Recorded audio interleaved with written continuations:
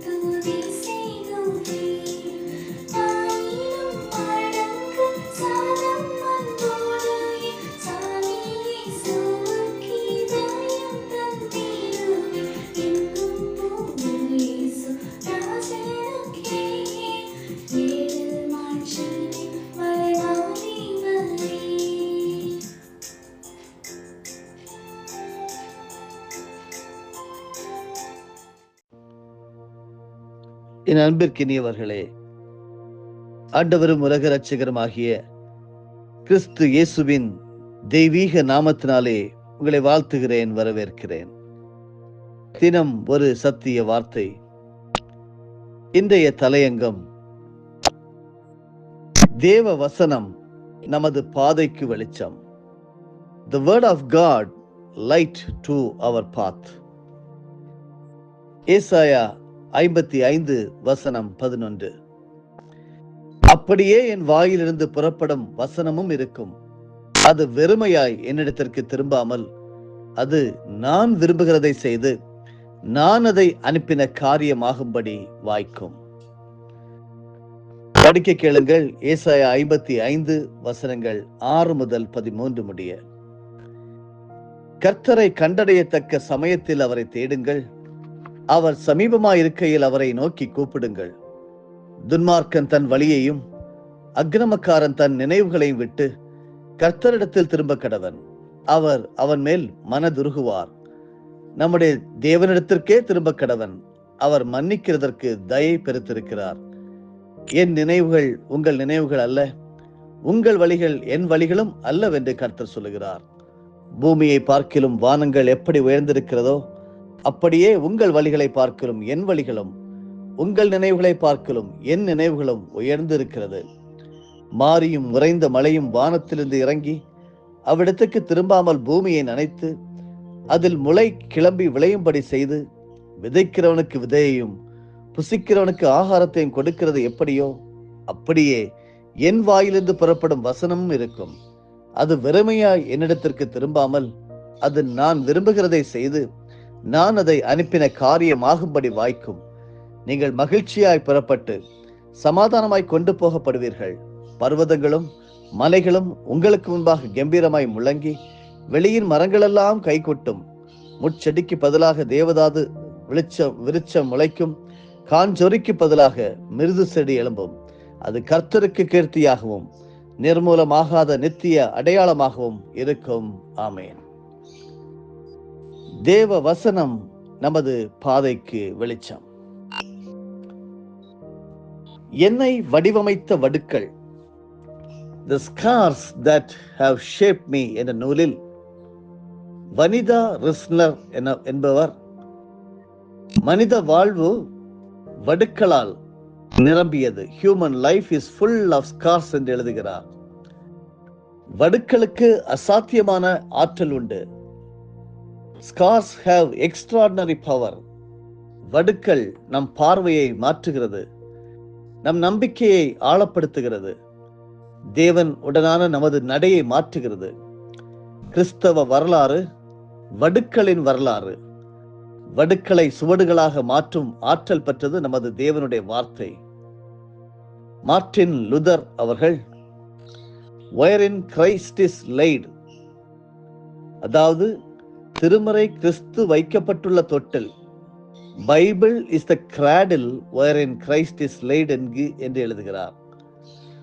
அருளுரையாளர் John start என்பவர் தேவனை கண்டுபிடிக்க முயல்வது பற்றியது அல்ல வேதாகமம், ஆனால் தேவன் நம்மை கண்டுபிடிக்க முயல்வது பற்றியதுதான் பரிசுத்த வேதாகமம் என்கிறார் C.S. ஸ்பர்ஜன். C.S. ஸ்பர்ஜன் இன்னும் ஆழமாக திருமறையில் வாழுங்கள், live in the Bible. தேவனுடைய வசனம் எப்போது புறக்கணிக்கப்பட்டாலும் நிச்சயமாக அழிவு ஏற்படும். Whenever the word of God is ignored, there will be certain destruction என்கிறார் பில்லி கிரஹாம். அன்பானவர்களே, பரிசுத்த வேதாகமத்தை நீங்களும் நானும் படிக்காவிட்டாலும் பரிசுத்த வேதாகமம் நம்மை படிக்கிறது. மேலோட்டமாக திருமறையை வாசித்தலை விட்டுவிட்டு இரு நிலைகளில் திருமறையை படிக்க நாம் கற்றுக்கொள்ள வேண்டும்.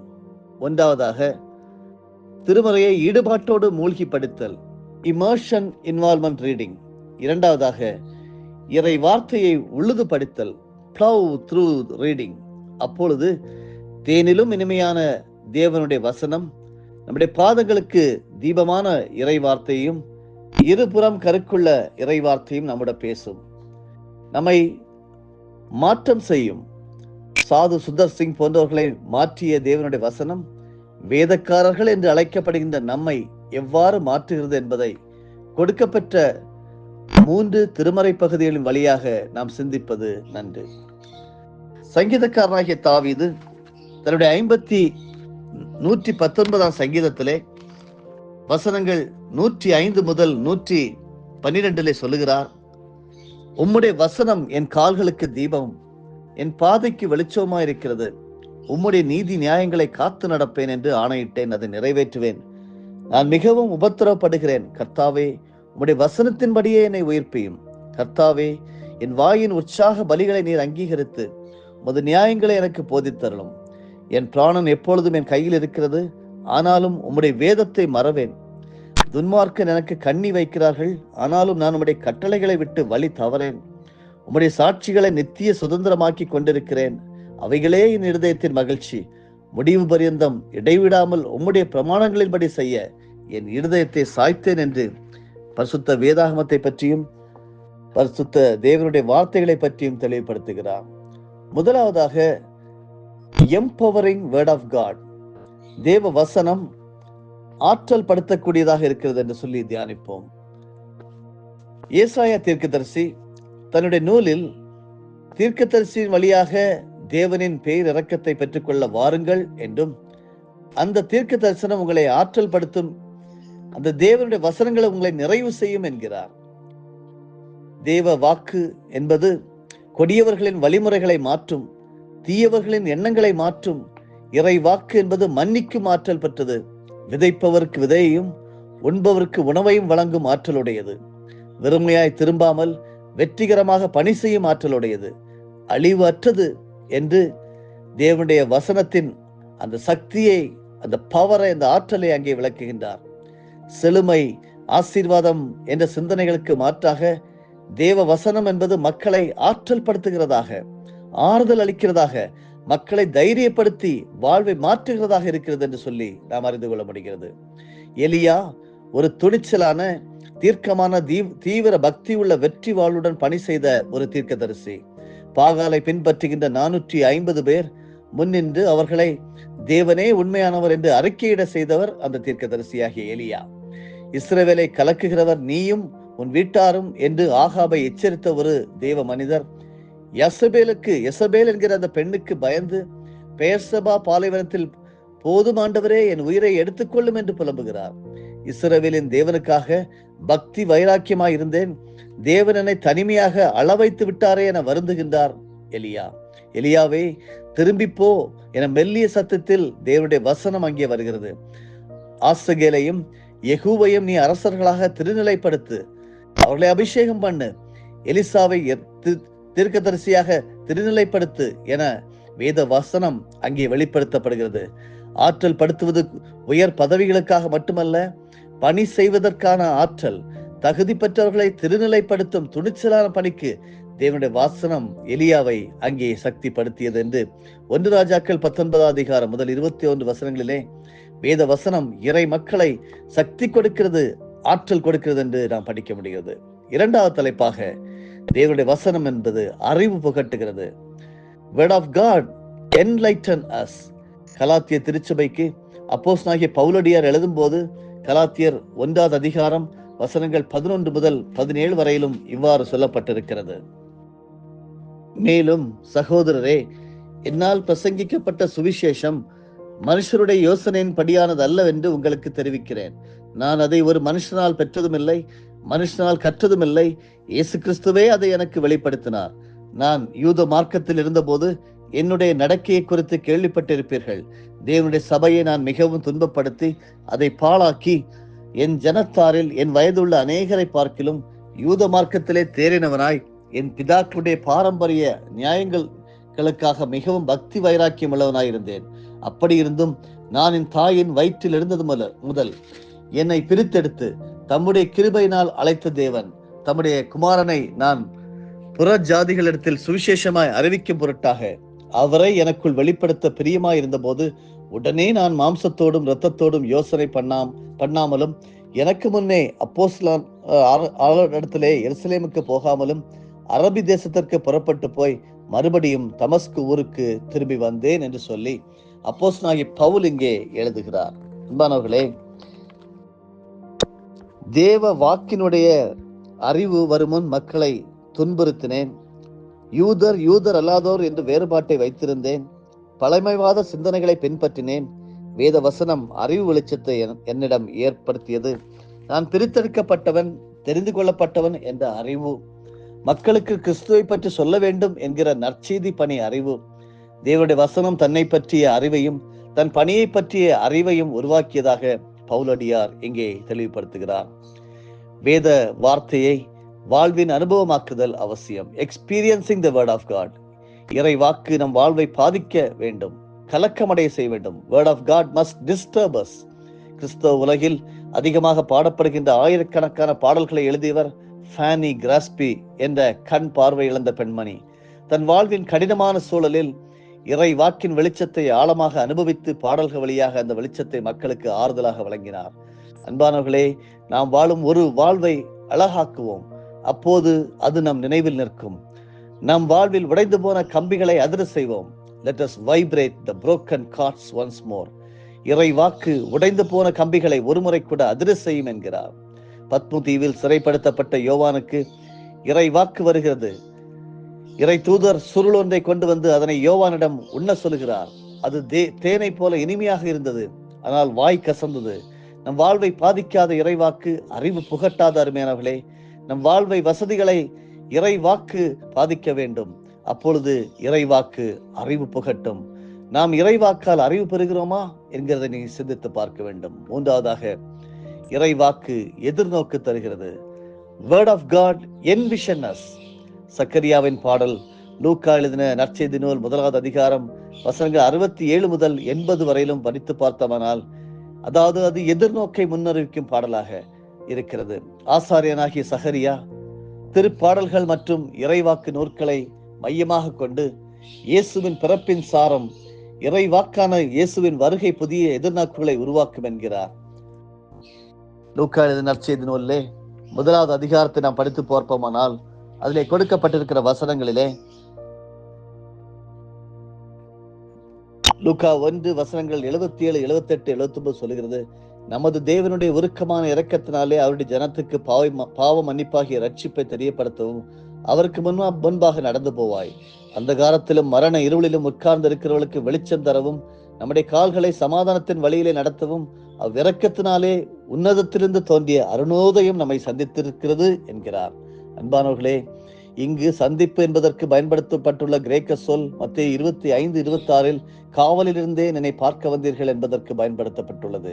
தேவையில் இருக்கும் அல்லது பிரச்சனையில் இருக்கும் ஒருவரை பார்க்க வருவதை விண்ணின் விடியல் நம்மை தேடி வருகிறது என்கிறார். தேவனுடைய இரக்கம் என்பது இறை நீதி வெளிப்படும் என்ற எதிர்நோக்கை சக்கரியாவின் பாடல் தெளிவுபடுத்துகிறது. எத்தகைய எதிர்நோக்கு என்பதையும் தெளிவுபடுத்துகிறார். 3 விதமான எதிர்நோக்கு. ஒன்று எமோஷனல், இரண்டாவது எத்திக்கல், மூன்றாவது ஸ்பிரிச்சுவல். எமோஷனல் என்பது உணர்வு ரீதியானது, எதிரிகளிடமிருந்து மீட்பு. இரண்டாவது எத்திக்கல், அறம் சார்ந்தது, தூய்மை, நீதி, வாழ்வு என்பதை பற்றியது. மூன்றாவது ஸ்பிரிச்சுவல், ஆன்மீகம், இறைப்பணி செய்யும் உந்துதல். என்னை கேட்டுக்கொண்டிருக்கிறவர்களே, ஒரு இயேசு சமூகம் உருவாகுவதற்கான எதிர்நோக்கை இறை வாக்கு நமக்கு தருகிறது. தேவனுடைய வசனம் நமக்கு தருகிறது. இயேசு சமூகத்தில் அனைவரும் சமநிலையாளர்கள். திருச்சபை தேவனுடைய வசனத்தை நம்பும் சமூகம் அல்ல, தேவனுடைய வசனத்தின் மேல் கட்டப்பட்ட இறைவாக்கு வெளிச்சத்தை கொடுக்கும் சமூகம், தரிசனம் காணும் சமூகம், இறைவாக்கு சமூகம். இறைவாக்கு மார்ட்டின் லூதர் கிங் அவர்களை ஆற்றல் படுத்தியது, அறிவு வெளிச்சத்தை ஏற்படுத்தியது, எதிர்நோக்கை உருவாக்கியது. அவர் சொல்லுகிறார், எனக்கு ஒரு கனவு இருக்கிறது. I have a dream. எனது 4 கருப்பு குழந்தைகள் தங்கள் நிறத்தினால் அல்ல, அவர்களது குணநலன்களின் அடிப்படையில் ஏற்றுக்கொள்ளப்பட வேண்டும் என்ற கனவு. அன்பானவர்களே, நம்முடைய பிள்ளைகளை பற்றி நம்முடைய கனவு எப்படியாக இருக்கிறது? இறை வாக்கின் வெளிச்சத்தில் ஆற்றல் பெறுவோம், அறிவு வெளிச்சத்தை பெறுவோம், எதிர்நோக்கு கனவு காண்போம். ஆண்டவர் தேவனுடைய வசனத்தின் மூலமாக உங்களை ஆசீர்வதித்து வழிநடத்துவாராக. ஆமேன். ஜெபிப்போமா. உங்களுடைய வசனம் எங்களுடைய கால்களுக்கு தீபமும் என்னுடைய பாதைகளுக்கு வெளிச்சமா இருக்கிறது தகப்பனே. உங்களுடைய வாயிலிருந்து புறப்பட்டு செல்லும் ஒவ்வொரு வார்த்தையும் உங்களுடைய விருப்பத்தை செயல்படுத்துகிறது. எதற்காக நீங்கள் அதை அனுப்பினீர்களோ அது வெறுமையா இடத்தில் திரும்ப வருவதில்லை என்று சொல்லி நாங்கள் நம்புகிறோம், விசுவாசிக்கிறோம். அப்படியே பலப்படுத்தும். எங்களுக்கு பாதைக்கு வெளிச்சமாக இருக்கட்டும் உங்களுடைய வசனம். இயேசுவின் மூலமே பிதாவே, ஆமேன். என் ஆத்துமாவே கர்த்தரை ஸ்தோத்தரி, என் முழு உள்ளமே அவருடைய பரிசுத்த நாமத்தை ஸ்தோத்தரி. என் ஆத்துமாவே கர்த்தரை ஸ்தோத்தரி, கர்த்தர் செய்த சகல உபகாரங்களையும் மறவாதே. ஆமேன்.